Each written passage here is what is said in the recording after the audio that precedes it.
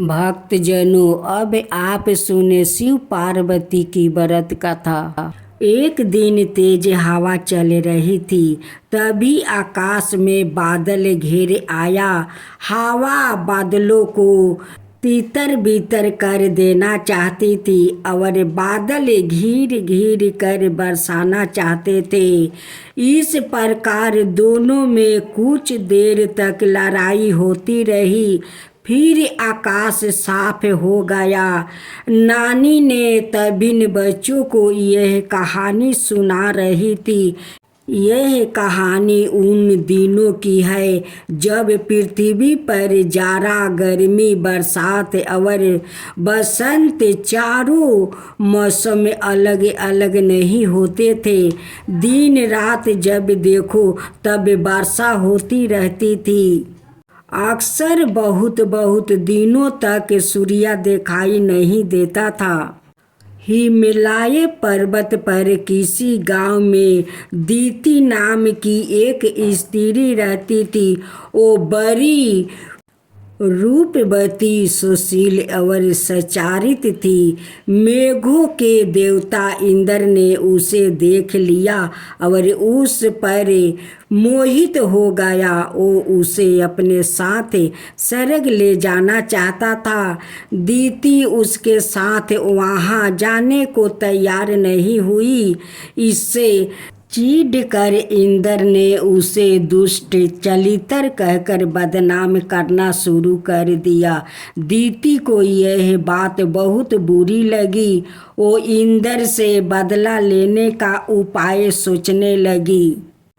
तभी उसकी भेंट कश्यप नाम के एक ऋषि से हुई। उन्होंने दीति से कहा, किसी से बदला लेने के लिए अपने को शक्तिशाली बनाना चाहिए। तुम तप करो, तुम्हें शक्ति प्राप्त होगी। इंद्र को ना जाने कैसे इस बात का पता चल गया। वो दीति के घर आया, उसे क्रोध में भर कर विद्युत नाम का खड्ग से उसके शरीर का 7 टुकड़ा कर दिया। तब भी उसका क्रोध शांत नहीं हुआ। उसने उन 7 टुकड़ों में से भी हर एक के साथ साथ टुकड़े कर दिया और फिर उन्हें सब टुकड़ों को दितिया के घर के आसपास बिखेर कर स्वर्ग लौट गया। वो अब निश्चिंत हो गया कि दितिया उसका कुछ भी नहीं बिगाड़ सकती है। उसी समय शिव पार्वती उस गांव में से घूमते हुए निकले।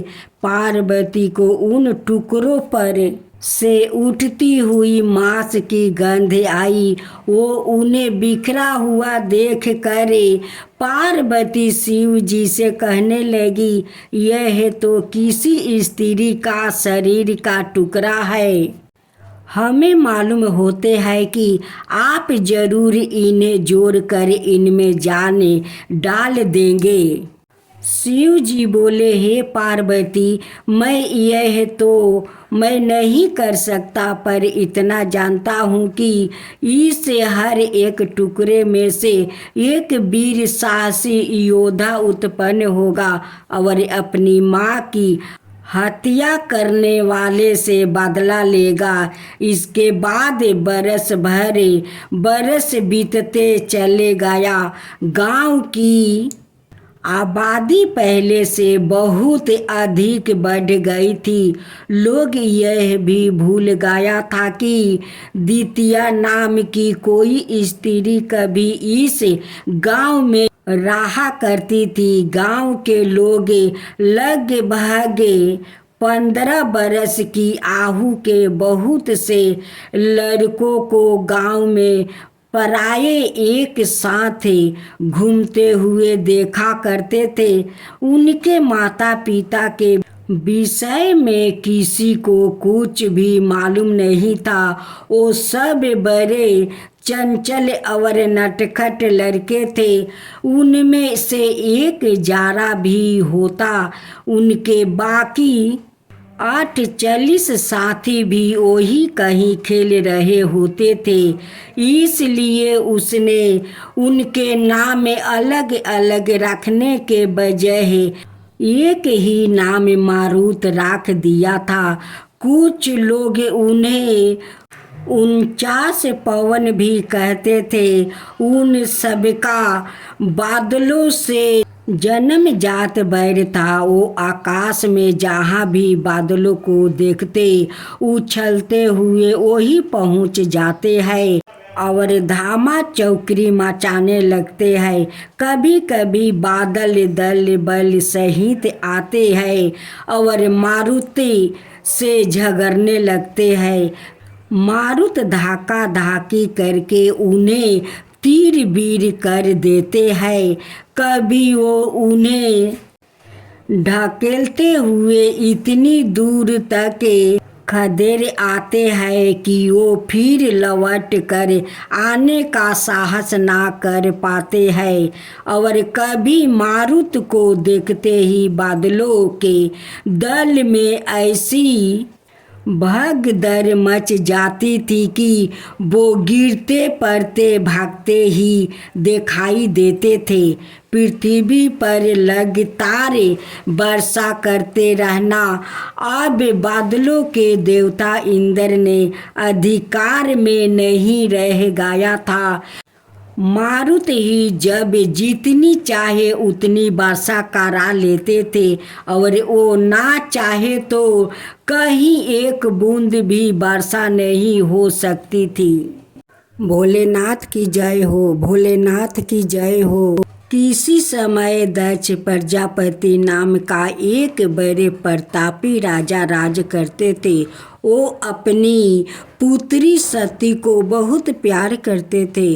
वो बचपन से उन्हीं के पास रहती थी। जब वो 12-13 बरस की थी तो एक बार दक्ष ने अपने घर पर यज्ञ किया। उसमें उन्होंने मनुष्यों के साथ साथ देवताओं को भी आमंत्रित किया। मनुष्यों और देवताओं में तब इतना भेदभाव नहीं था। देवता भी वयोवृद्ध मनुष्यों को प्रणाम करते थे और उनके पैर छूते थे। शिव भी उस यज्ञ में आए। वो आहू में दक्ष से छोटे थे, पर देवता होने के नाते अपने को मनुष्यों से बड़ा समझते थे। उन्होंने दक्ष को ना प्रणाम किया और ना ही उनके पैर छुए। दक्ष ने इसकी शिकायत दूसरे देवताओं से की। देवताओं ने शिव से कहा तो शिव ने निडर होकर कह दिया, देवता तो मनुष्यों से बड़े होते हैं। कोई बड़ा यदि किसी छोटे के पैर छुए तो अहित छोटे का ही होता है। मैं दक्ष का कोई अहित नहीं चाहता था।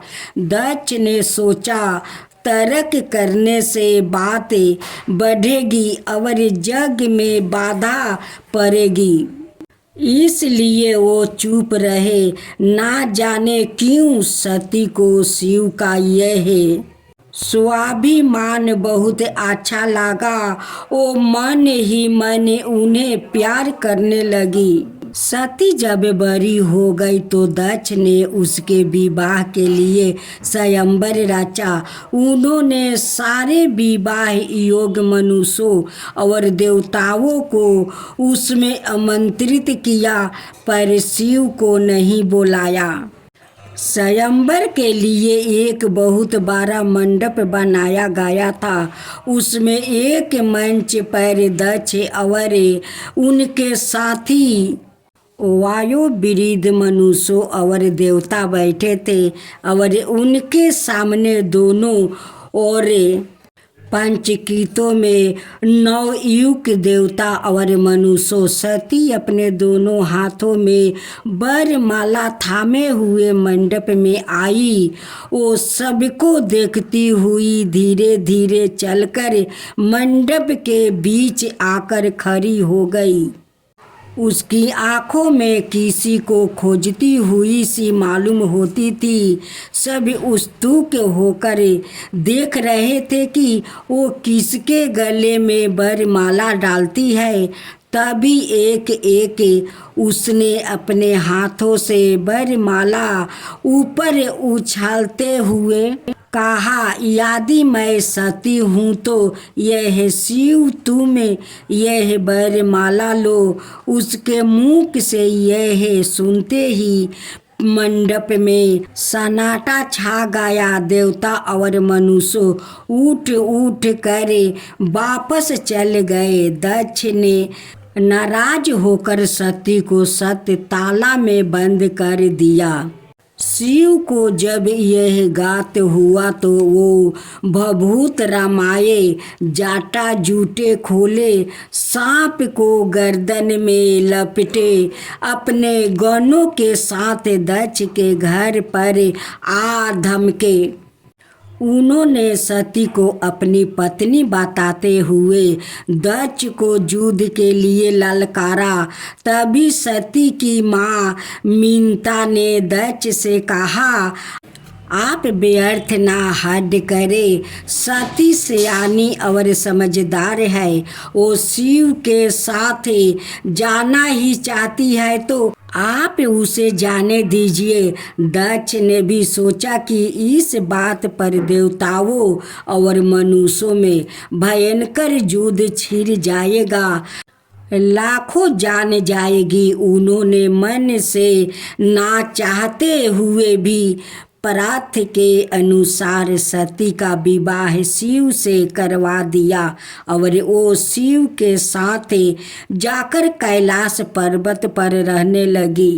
कुछ दिनों के बाद सती ने किसी से सुना कि दक्ष अपने घर पर कोई महायज्ञ करवाने वाला है और सारे देवता उसमें बुलाया गया है।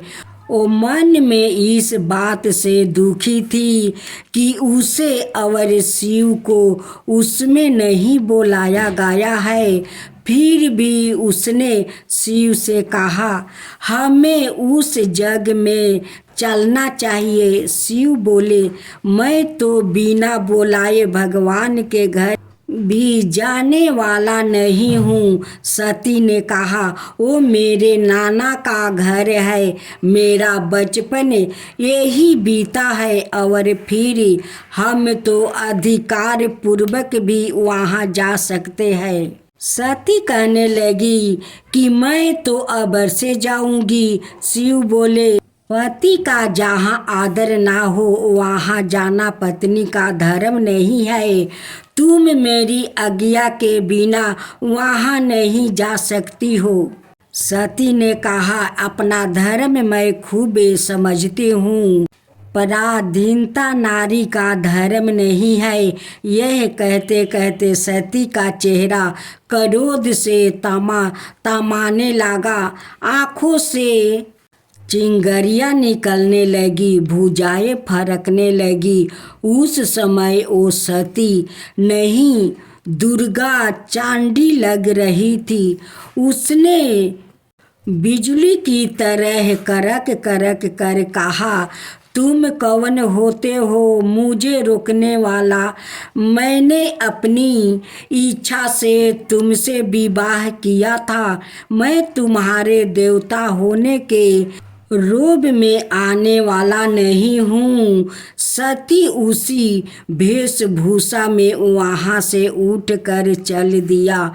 जब वो दक्ष के घर पहुँची तो पुराने नौकर चाकरों ने पहचान कर उसका 12 सत्कार किया, पर दक्ष ने 2 मीठे शब्द भी मुख से नहीं कहे।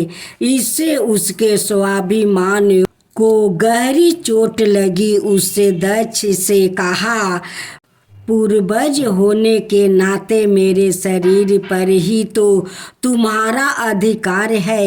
यह लो अपना दिया हुआ शरीर, इसका जो चाहे करो। दक्ष ने कहा, तू अपना मन तो कैलाश पर्वत पर छोड़ आई है, तेरे शरीर का मैं क्या करूँगा। सती उसी समय बेहोश होकर पृथ्वी पर गिर पड़ी और फिर कभी होश में नहीं आई। जय शिवा ओमकारा, प्रभु हरे शिवा ओमकारा। ब्रह्मा विष्णु सदा शिव अर्धंगिनी धारा। ओम जय शिवा ओमकारा। एकानन चतुरानन पंचानन राजे, शिव पंचानन राजे। हंसासन गरुड़ासन विषवाहन साजे। ओम जय शिवा ओमकारा। दो भुज चार चतुर भुज दस भुज अति सोहे। तीनों रूप निरखता त्रिभुवन जन मोहे। ओम जय शिवा ओमकारा। अक्षर माला बने माला मंगी माला तारी। चंदन मृग मद सोहे बोले सुधिकारी। ओम जय शिवा ओमकारा। श्वेतांबर पीतांबर गंबर अंगे। सनकादिके बरे मादिकी भूतादिकी संगे। ओम जय शिवा ओमकारा। करिके मध्यम कमंडल चक्र त्रिशूल धरता। जग करता जग भरता जग पालन करता। ओम जय शिवा ओमकारा। ब्रह्मा विष्णु सदा शिव जानते अविवेका। प्राण बचर के मध्यम याहे तीनों एका। ओम जय शिवा ओमकारा। तिरगुण शिव जी के आरती जो कोई नर गावे। शिवा जो कोई नर गावे। कहत शिवानंद स्वामी मन भजत शिवानंद स्वामी। मन बाचित फल पावे। ओम जय शिवा ओमकारा। जय शिवा ओमकारा।